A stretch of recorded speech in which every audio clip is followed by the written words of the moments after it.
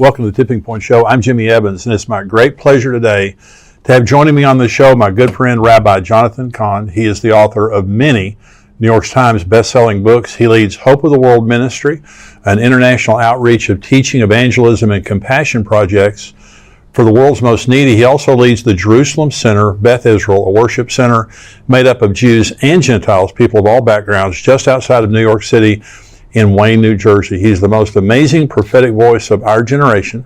He's with me today to talk about his new book, The Josiah Manifesto. Rabbi, thank you for having me with me. Great to be here, Jimmy. Well, listen, you blow my mind. I've told you that a million times. I first met you when we were talking about your first book, The Harbinger. Yeah. And I had never heard anything like that in my life. And then you came out with another one and another one. The Josiah Manifesto, this is amazing. And so when you were led to write this, what has been the reaction of this book?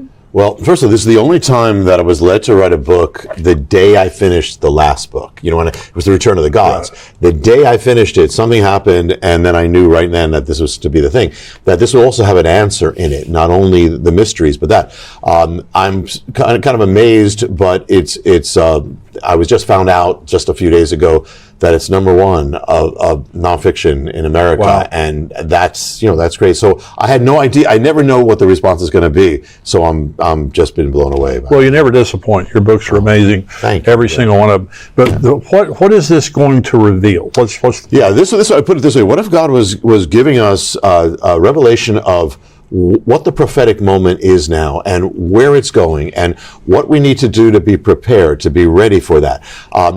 A blueprint from the Bible that is for this time. And the other thing is that what if there was a calendar from God that actually had not only the shakings of America, what has happened, but also when things are to happen. I mean, the timing of it. And if we were all part of this mystery that most people didn't realize, but we've been living through this thing, that is what the Josiah Manifesto is going to open up. So in many ways, Jimmy, it's kind of like taking the reader on a prophetic journey with this mystery and that mystery, and they all come together to open up really what is the manifesto or the template or the answer. So I believe it's one of the most important things I could have written. Well, one of the things that you do, like with The Harbinger and many of your books, you see things that other people just don't see, but they come from God.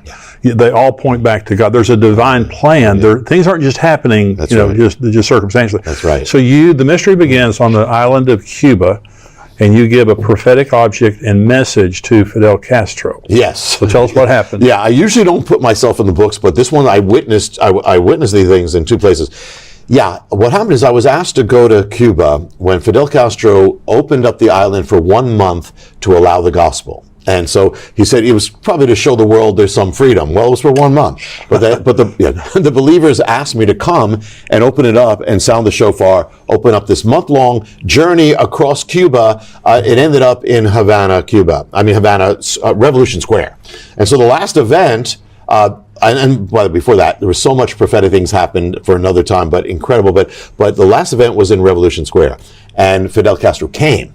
And the thing is that now he didn't do anything; he right. witnessed it. Yeah. But then I was invited to go to the presidential palace. Now I'll say one thing: before I even went on that journey, a man from Cuba, a pastor who had been imprisoned by Castro, came to our service the week before, and he gives me this word, and he says, "You're going to enter the palace of the king." So I was already prepared. So I gave him a Bible, which were banned in Cuba, with #1, and I gave him a shofar with an inscription with a word on it, and linked to the Jubilee. And I gave him a sheet of paper that was a prophetic word about the Jubilee. Now the thing is, that was the message I was bringing in Cuba. And the thing is that it was all about the Jubilee. Now the thing is, it turned out, Jimmy, that why I was led, and I'm not saying I always know what I'm doing but it turned out that it was the reason I gave it, that was giving the time how much he would have left in power before he'd be removed. And the thing is that it gave the exact year that it would end, it gave the exact day that would end, and it gave the exact hour. Oh my gosh. It goes all the way back. If you count, there's a whole mystery here. You can't go from Batista when the dictator fled, you go by the hour of it, and you go by the mystery of the Jubilean year, the 50th day, the Jubilean day, and it's the exact hour of it. So this opens, and the reason why I put it at the beginning is that because this opens up another time. When we think of the Jubilee, we think of all the good things, which is great. Yes, if you lost your land, you get it back. Right. But if you took somebody's land, if you took what didn't belong to you, it's taken away. So the Jubilee is also a year of restitution, and it has that form of judgment for the other side of it. Wow. And so that's what's going to come to America. That's going to come to the world and to America and begin opening up a very big thing that we've all been part of. So you're saying Fidel Castro was in power for exactly 50 years? He was the Jubilee, and this is good that we talk about it now because the Jubilee began. It says 7 times 7 years. That's 49, and then the 50th year is that when you reach 50, that's the end. Okay, so when you go to if you go by Leviticus, the 7 times 7, the 49 to the 50th year, to the 50th day, and to the hour of when Batista fled, so did Castro. Castro resigned at 3 a.m, just like Batista. I mean, exactly. Oh my gosh. Yeah. That's, and again, that's God. Yeah. Those things don't just happen. Yeah. Okay, so the book reveals some stunning discoveries concerning the coming of the plague to America. So tell us about that. Yeah. Well, one of the things is that we have the Jubilean principle, but there's another principle, and that is the prophet Jeremiah. He's looking over the valley of Hinnom, where they're offering up their children. And that's where he gives this word. That's where he smashed that jar. Yeah. Gives the word of judgment, and he says, because of what you did to the children, it's going to be done to you. This valley was the valley where you lifted them up. So this is going to be now a valley of slaughter. And he says the sword's coming back to you. And so the first principle is that what you do to the children is going to come back. God is just. Mm-hmm. And so the thing is the thing is, he says one of the ways it comes back, it says in Hebrew is dever gadol, which means in Hebrew a great plague or a massive pandemic. So that's one of the forms that it comes back from what Jeremiah said. Now the thing is, and by the way, I'm throwing this in, I didn't plan on this, but the judgment that Jeremiah talks about happens in the 19th year from when the first warning came, which is when Nebuchadnezzar first came. 19th year. Well, if you take 9/11, we first met when we were talking about 9/11, and we went there. If you go to the 19th year, it takes you to the year 2020, which is when this plague comes. Wow. And so the thing is, and the thing is that, so you have, when did we begin killing our children? We began killing our children not in 73, that's Roe versus Wade, but it began in 1970 when abortion on demand began in America. That was just the Supreme Court that spread it all over. Right. But so the thing is, when is the Jubilean year of abortion in America? It's 2020. Oh, wow. The time of the plague. Now the thing is but it's even more than that, because the very day that it began, when it was New York on the continent, New York, the bill appeared on January 20th, 1970, and that bill is going to lead to Roe versus Wade in the end.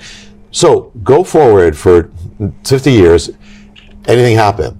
This plague called COVID officially enters America on January 20th, 2020, 50 years to the exact date. Wow. From the time we began, we turned toward the killing of children, the plague comes at the exact 50th day. I mean, 50th year to the day. Absolutely. And that was patient zero. That was the day of it, and it was all there. So what does the ancient Valley of Hinnom have to do with New York? Okay. Well, I'm just going to, one thing in the middle of that. Remember that's when it began. Remember when everything kind of fell on America, and that it was in March when lockdowns, we were quarantined, and it was a particular day when Trump went on television and he said we're quarantined now, and it was a pandemic, stock market, everything. The media calls it the day that changed everything. It was March 11th. Mm-hmm. March 11th. If you go back 50 years, anything happened March 11th, 1970. That's the exact day we began killing children in America. So we launched this death, we took life, and then in the Jubilee, life is taken on the exact day, and then it falls upon us. And that was New York City? That was everything. That was America. But New York City, the principle is that Jeremiah says, he speaks to Hinnom, the Valley of Hinnom, and we get the word hell, as you know. But he said that it's not just going to be the time. The very place where you did it, that's where it's going back to. Where you shed the children's blood, it's going back to. So do we have a Valley of Hinnom? The Valley of Hinnom is New York. New York is not only the place that launched abortion to the continent of America, but it is the abortion capital of America to this day. More children are killed in New York City, and I believe New York City, than any other place in America. Really? And yes, in fact. So what happens? So what would we expect Go 50 years later, and what happens? This pandemic, this contagion comes to America. By the way, America has also led the world in abortion. I mean, led it into abortion in many ways. But the thing is it comes to America. America becomes the center. At the same moment, New York becomes the center of this plague in America. So much so that 1 out of every 2 cases at that time was in New York. If you can imagine, 1 out of every 2. And the thing is that then it goes to the milestone day, which is April 10th, when New York passes every other nation in the world. It's not just other cities. It has more cases than China, more cases than anything. Gosh. That was April 10th. Go back 50 years from April 10th, the milestone, anything. April 10th is the day that New York legalized abortion. So therefore, to the exact date. Wow. Wow, that's amazing. Yeah. What is the mystery of the gates? Well, this is actually, it began in the Harbinger that and you know this, is that one of the things is that God says judgment comes to the gates. When judgment comes, there's something about the gate. And so New York has been crucial. When we met in New York, which is the gate of America. Sure. New York is the gate. Sure. And so many things have happened. 9/11 happened in New York. The crashes happened in New York. So much evil has come from New York as well. Sure. It's not only that abortion came to New York when it spread to our continent, but it came through New York, and that is that people don't realize in those first 3 years, from 1970 to Roe, the majority of abortions in America were performed in New York. The majority, and people would come to New York. It spread to the nation. So it's the gateway through which it spread. Right. So 50 years later, is it possible that something else spread through New York? And the thing is, they only discovered this when they looked at the genetic markers of the virus, and they found out that the majority if you had COVID, the majority of the cases came through the gate of New York where we killed our children 50 years before, the same gate.